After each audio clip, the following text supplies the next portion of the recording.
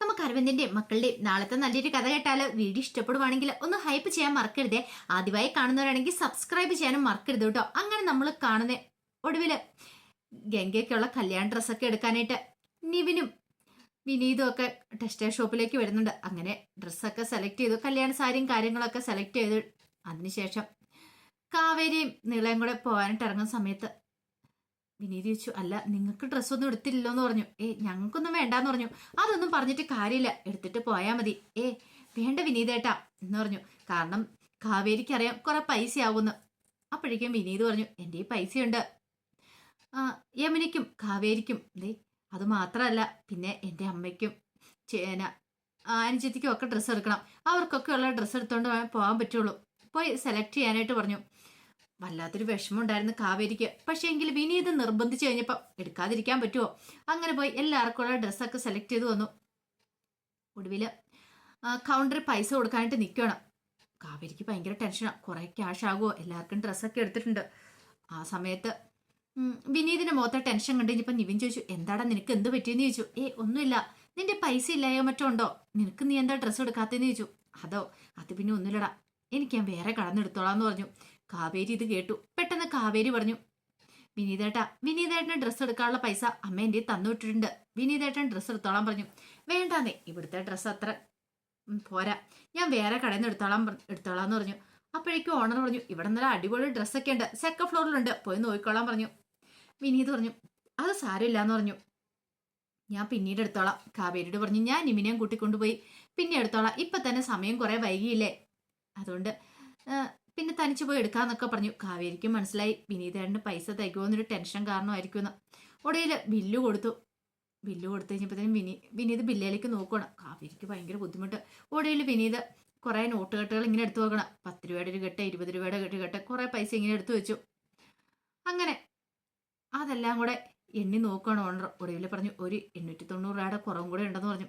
അയ്യോ, അത് ഞാൻ ഇപ്പൊ തരാമെന്ന് പറഞ്ഞിട്ട് വേറെ കെട്ടിന്ന് പൈസ എടുത്ത് കൊടുക്കണം. പിന്നീട് കാവേരിയോട് പറഞ്ഞു, അതെ, ഞാൻ ഗംഗയ്ക്ക് കല്യാണ സാരി മേടിക്കാണ്ട് പണ്ട് മുതലേ കൂട്ടി വെച്ചിരുന്ന പൈസ ചെയ്ത്, പിന്നെ താലി മേടിക്കാണ്ട് വേറെയും പൈസ എടുത്ത് വെച്ചിട്ടുണ്ടായിരുന്നു എന്നൊക്കെ ഇങ്ങനെ പറഞ്ഞു കഴിഞ്ഞപ്പോഴത്തേനും കാവേരിക്കും ഭയങ്കര സങ്കടമായിപ്പോയി. കാരണം എത്ര പ്രതീക്ഷയോട് കൂടിയിട്ടാ വിനീതേട്ടൻ തന്റെ ഗംഗേച്ചിക്ക് വേണ്ടി കാത്തിരുന്നേ. ഒരു പക്ഷേങ്കിൽ ഈ കല്യാണം നടന്നില്ലായിരുന്നെങ്കിൽ, ഗംഗേച്ചി വേറെ ആരെങ്കിലും വിവാഹം കഴിച്ചായിരുന്നെങ്കിൽ വിനീതേട്ടന്റെ മാനസികാവസ്ഥ എന്തായിരിക്കും? കല്യാണ സാരിയും താലിയൊക്കെ മേടിക്കാനുള്ള പൈസയൊക്കെ നേരത്തെ തന്നെ സ്വരൂപിച്ച് വെച്ചിരുന്ന ഒരാളാണ്. അങ്ങനെ ഒടുവിൽ അവരതൊക്കെ വാങ്ങിച്ചുകൊണ്ട് വീട്ടിലേക്ക് വരുന്നുണ്ട്. അങ്ങനെ വീട്ടിൽ കൊണ്ടുവന്ന് കാവേരിയും നിള എല്ലാവരും കൂടെ ചേർന്ന് ഡ്രസ്സും കാര്യങ്ങളൊക്കെ കാണിക്കണം. ഇതൊക്കെ കണ്ടു കഴിഞ്ഞപ്പോഴത്തേനും ശാരദ ചോദിച്ചു, എടാ മോനെ, ഇത്ര വില കൂടിയ ഡ്രസ്സൊക്കെ വാങ്ങിക്കണമായിരുന്നോ? ഇത്ര വില കൂടിയ സാരിയൊന്നും വേണ്ടായിരുന്നു. അതൊക്കെ ഇരിക്കട്ടെ, കല്യാണം ഒന്നല്ലേ ഉള്ളൂ, അപ്പൊ പിന്നെ നല്ല ഗംഭീരമായിട്ട് നടത്തണ്ടേന്ന് ചോദിച്ചു. നല്ല സാരിയൊക്കെ മേടിച്ചു കൊടുക്കണ്ടേ ഞാൻ ഗംഗയ്ക്ക്? അല്ല, ഇതെന്തിനാ 2 സാരി അവൾക്ക്? 2 സാരി ഇരുന്നോട്ടെ അമ്മായി, അതൊന്നും ഒരു പ്രശ്നമില്ല എന്ന് പറഞ്ഞു. അപ്പോഴേക്കും ഗംഗ അങ്ങോട്ട് വന്നു. ഗംഗയോട് വിനീത് ചോദിച്ചു, അല്ല ഈ സാരിയൊക്കെ ഇഷ്ടപ്പെട്ടോ എന്ന് ചോദിച്ചു. ഗംഗ ഇങ്ങനെ നോക്കുക മാത്രം ചെയ്തേ, പ്രത്യേകിച്ചൊന്നും പറഞ്ഞൊന്നുമില്ല. കാവേരി പറഞ്ഞു, കണ്ടോ, ഗംഗേച്ചിക്ക് വേണ്ടി വിനീതായിട്ട് സെലക്ട് ചെയ്താന്ന് പറഞ്ഞു. നീള പറഞ്ഞു, എനിക്ക് എന്താണെങ്കിലും ഇഷ്ടപ്പെട്ടെന്നൊക്കെ പറഞ്ഞു. പിന്നീട് ഇത്തിരി സമയം അവരതൊക്കെ നോക്കുന്നുണ്ട്. അപ്പോഴേക്കും നീള പറഞ്ഞു, എനിക്ക് വിശക്കുന്നുണ്ടമ്മേ, എന്തെങ്കിലും ആഹാരം തരാൻ പറഞ്ഞു. അതെ, എനിക്ക് വിശക്കുന്നുണ്ടെന്ന് പറഞ്ഞു. അങ്ങനെ ഗംഗയോട് ശാരദ പറഞ്ഞൊരു കാര്യം ചെയ്യുക, നീ ഡ്രസ്സെല്ലാം അകത്തുകൊണ്ടേ വെക്കാൻ പറഞ്ഞു. വിനീത് പറഞ്ഞു, എന്നാൽ ഞാനിനി ഇറങ്ങിയേക്കോ അമ്മായി, അല്ല കഴിച്ചിട്ട് പോയപ്പോരെ? വേണ്ട, ഞാൻ കഴിക്കുന്നില്ല, ഞാൻ പോയേക്കോ എന്ന് പറഞ്ഞു. അങ്ങനെ ഒടുവിൽ വിനീത് അങ്ങോട്ട് പോവുകയും ചെയ്തു. ഗംഗ സാരിയൊക്കെ നോക്കി ഒരു നിമിഷം നിന്നു. ഗംഗയുടെ കണ്ണൊക്കെ നിറഞ്ഞു വന്നു. പിന്നീട് വിനീത് വീട്ടിലേക്ക് ചെല്ലുവാണ്. വീട്ടിലേക്ക് എന്ന് കഴിഞ്ഞപ്പോഴത്തേനും സുജാത ഇറങ്ങി വന്നിട്ട് പറഞ്ഞു, എത്ര സമയം നിന്നെ നോക്കിയിരിക്കണോടാ, നീ ഇത് എവിടെ പോയി കിടക്കുമായിരുന്നു ചോദിച്ചു. നിനക്ക് ആഹാരം വേണ്ടെന്ന് ചോദിച്ചു. എനിക്ക് വിശപ്പില്ലമ്മേ. ഇപ്പൊ എവിടെന്നേലും കഴിച്ചു കാണുമായിരിക്കും അല്ലേന്ന് ചോദിച്ചു എന്ന് പറഞ്ഞു കുറെ ചീത്ത പറയണ. ഒടുവിൽ വിനീത് പറഞ്ഞു, എടുത്തുകൊണ്ട് വരാൻ പറഞ്ഞു. അങ്ങനെ കഴിക്കാൻ എടുത്തു കൊടുത്തു കഴിഞ്ഞപ്പോൾ വിനീത് അവിടെ നിന്ന് കഴിക്കണം. ആ സമയത്താണ് സുജാത ഡ്രസ്സിന്റെ കവർ കണ്ടേ. ഇതെന്താടാ, തയ്ക്കാൻ കൊണ്ടേ ആരെല്ലാം തന്നാണോ? നല്ല സാരിയാണല്ലോ, ഇത് ബ്ലൗസ് വെട്ടാനുള്ള സാരി കൊണ്ട് തന്നായിരിക്കും അല്ലേ എന്നൊക്കെ ചോദിച്ചു ഇങ്ങനെ നോക്കുവാണ്. എനിക്ക് ഇഷ്ടപ്പെട്ടെന്നൊക്കെ പറഞ്ഞു. അപ്പോഴേക്കും വിനീത് പറഞ്ഞു, ഇത് അമ്മയ്ക്ക് വേണ്ടി വാങ്ങിയതാന്ന് പറഞ്ഞു.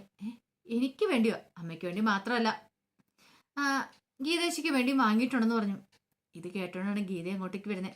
ഗീത വന്ന് നോക്കി അതൊക്കെ എടുത്ത്, ഇതെന്താടാ ഞങ്ങൾക്ക് എന്നോടൊക്കെ സാരിയൊക്കെ, നിന്റെ കല്യാണം വല്ലതും ആണോന്ന് ചോദിച്ചു. അത് കേട്ടപ്പോ വിനീത് ഒരു നിമിഷം ഒന്നും മിണ്ടിയില്ല. അപ്പോഴേക്ക് സുജാത പറഞ്ഞ്, സത്യം പറയടാ, എന്തിനാ നീ ഇതൊക്കെ എടുത്തേന്ന് ചോദിച്ചു. അമ്മേ, അത് പിന്നെ കല്യാണത്തിന് വേണ്ടിയിട്ട്. ഓ, അപ്പൊ നീ അവൾക്കും വാങ്ങിക്കൊടുത്തു കാണൂല ആ ഗംഗ എന്ന് പറയുന്ന ഒടുമ്പട്ടവൾക്ക്. ഗീതയ്ക്ക് ദേഷ്യമായി. ഗീത പറഞ്ഞു, എന്റെ അമ്മേ, അത് പിന്നെ പ്രത്യേകിച്ച് പറയേണ്ട കാര്യമുണ്ടോ? അവന് അവൾക്കും ഡ്രസ്സ് വാങ്ങിച്ചു കൊടുത്തു, എന്നിട്ട് നമുക്ക് വാങ്ങിച്ചോണ്ട് വന്നിരിക്കുക അവന്റെ കല്യാണത്തിന് വേണ്ടിയിട്ട്.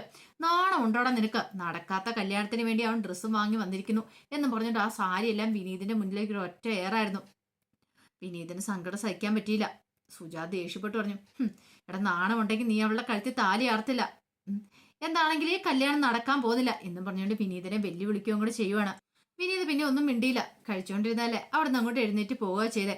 സുജാത പറഞ്ഞു, കണ്ടില്ലേ, അവന് വല്ല കൂസലുണ്ടോ നോക്ക്. ഗീത പറഞ്ഞു, അവള് കൈവശം കൊടുത്ത് മഴയ്ക്ക് എടുത്തേക്കുവാമേ, ഇനിയിപ്പം നമ്മൾ എന്ത് പറഞ്ഞാലും അവനനുസരിക്കില്ല എന്നൊക്കെ പറഞ്ഞു. പക്ഷെ സുജാതയ്ക്ക് കട്ട കലിപ്പായി പോയി, ശാരദയോടും കുടുംബത്തോടും.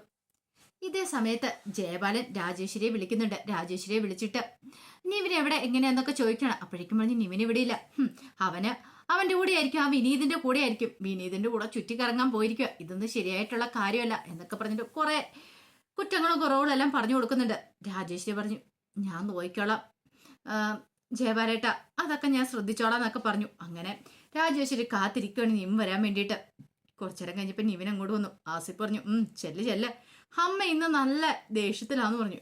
ദേഷ്യത്തിലോ? അതെ അതെ, അമ്മേനെ മയക്കെടുക്കാനുള്ള വിദ്യയൊക്കെ എൻ്റെ കയ്യിലുണ്ട് എന്നുള്ള ചിന്തയോട് കൂടിയിട്ടാണ് നിവിൻ രാജേശ്വരി അടുത്തേക്ക് ചെല്ലുന്നേ. അപ്പോഴേക്കും രാജേശ്വരി ചോദിച്ചു, നീ ഇത് എവിടെയായിരുന്നടാന്ന് ചോദിച്ചു. അമ്മേ, അത് പിന്നെ ഞാനൊരു സ്ഥലം വരെ പോയി, അതെനിക്ക് മനസ്സിലായി, സത്യം പറ, നീ ആ വിനീതിന്റെ കൂടെ ആയിരുന്നോ എന്ന് ചോദിച്ചു. അത് പിന്നെ അമ്മേ, ഞാനും വിനീതും കൂടെ. എടാ, നിനക്ക് നാണമുണ്ടോ? എപ്പോ നോക്കിയാലും നീ ആ വിനീതിന്റെ പിന്നാലെയാണല്ലോ. അമ്മ, അതിനെന്താ കുഴപ്പം? എന്റെ ഫ്രണ്ട് അല്ലേന്ന് ചോദിച്ചു. നിന്റെ ഒരു ഫ്രണ്ട്? നിനക്ക് ഒരു ജോലിയും കൂലിയും ഒന്നും ഇല്ലോ അല്ലേ, ചുമ്മാ എങ്ങനെ ചുറ്റിക്കറങ്ങി നടന്നാൽ മതിയല്ലോ അല്ലേ എന്ന് പറഞ്ഞിട്ട് കുറെ കുറ്റപ്പെടുത്തി. അതൊന്നും മൈൻഡ് ചെയ്യാൻ പോയില്ല നിവിന്. അപ്പോഴേക്കും രാജേശ്വരി പറഞ്ഞു, എടാ, നീ അവന്റെ കൂടെ എവിടെ പോയതായിരുന്നു ചോദിച്ചു. അത് ഞാൻ വെറുതെ എന്നൊക്കെ പറഞ്ഞു. വെറുതെ ഒന്നും അല്ല അമ്മ ഇതങ്ങ് നോക്കിയെന്ന് പറഞ്ഞുകൊണ്ട് ഒരു സാരിയുടെ കവറും എടുത്ത് കൊടുക്കുകയാണ്. ഇതെന്താടാ? അമ്മ തുറന്നു നോക്ക്, എങ്ങനെയുണ്ട് സാരി, അമ്മയ്ക്ക് ഇഷ്ടപ്പെട്ടോന്ന് ചോദിച്ചു.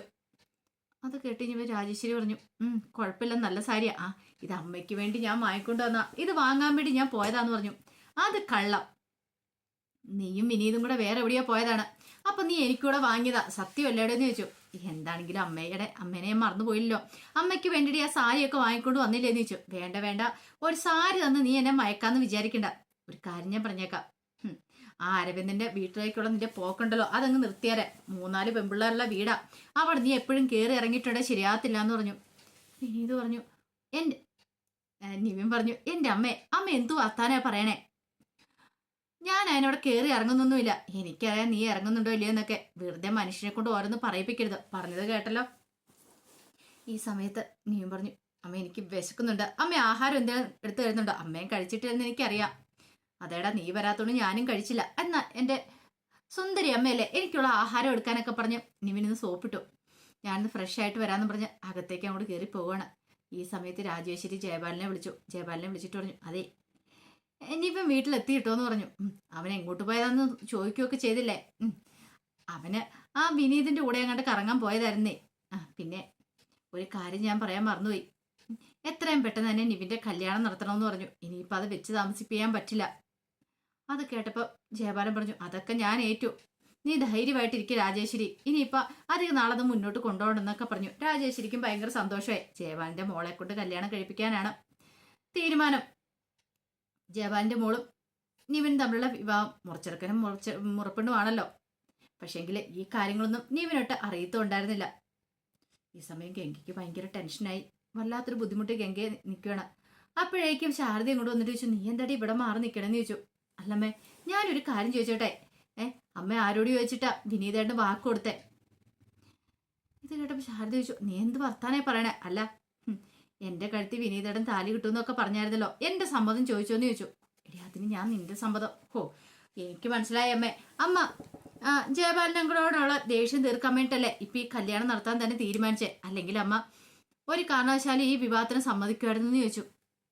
അത് പിന്നെ മോളെ, ഞാൻ കൂടുതലൊന്നും പറയണ്ട, എനിക്ക് മനസ്സിലായി. കാരണം ഇതിനു മുമ്പ് അമ്മയ്ക്ക് വേണമെങ്കിൽ വിനീതേട്ടനെ എന്നെ വിവാഹം നടത്തായിരുന്നു. പക്ഷേങ്കിൽ ആ സമയത്തൊന്നും അമ്മ ചെയ്തില്ല. പകരം ആ ആ സിനൂബായിട്ടുള്ള വിവാഹം നടത്താനല്ലേ ശ്രമിച്ചേ, എന്നിട്ട് ഇപ്പോഴോ? ഇപ്പം അയാളെ കുറിച്ചുള്ള കാര്യങ്ങളൊക്കെ അറിഞ്ഞു കഴിഞ്ഞപ്പോഴത്തേനും പെട്ടെന്ന് തന്നെ വിനീതേട്ടനെ അമ്മ കൂട്ടുപിടിച്ചു. അമ്മ ചെയ്യുന്നത് ശരിയാന്ന് അമ്മയ്ക്ക് തോന്നുന്നുണ്ടോ എന്നൊക്കെ ചോദിച്ചു. ശാരദയ്ക്ക് ഭയങ്കര വിഷമമായിപ്പോയി. എന്ത് ചെയ്യണമെന്ന് പോലും അറിയില്ല. അപ്പോഴേക്കും കാവേരിയൊക്കെ അങ്ങോട്ട് വന്നു. കാവേരി വന്നിട്ട് ചോദിച്ചു, എന്താ ഗംഗേച്ചി, ഗംഗേച്ചി എന്താ ഇങ്ങനെയൊക്കെ സംസാരിക്കണമെന്ന് ചോദിച്ചു. പിന്നെ ഞാൻ എങ്ങനെ പറയണം, വിനീതേട്ടൻ പാവമായതുകൊണ്ട് ഈ സമയത്ത് കല്യാണം നടത്താന്നൊക്കെ പറഞ്ഞു. വിനീതേട്ടൻ്റെ സ്ഥാനത്ത് വേറെ ആരാണെങ്കിലും സമ്മതിക്കുമെന്ന് തോന്നുന്നുണ്ടോ? അമ്മയ്ക്ക് ഇതൊക്കെ നേരത്തെ ചെയ്യാവുന്ന കാര്യമല്ലായിരുന്നോ എന്നൊക്കെ ചോദിച്ചു കഴിഞ്ഞപ്പോൾ കാവേരി പറഞ്ഞു, അതെങ്ങനെ ശരിയാവും?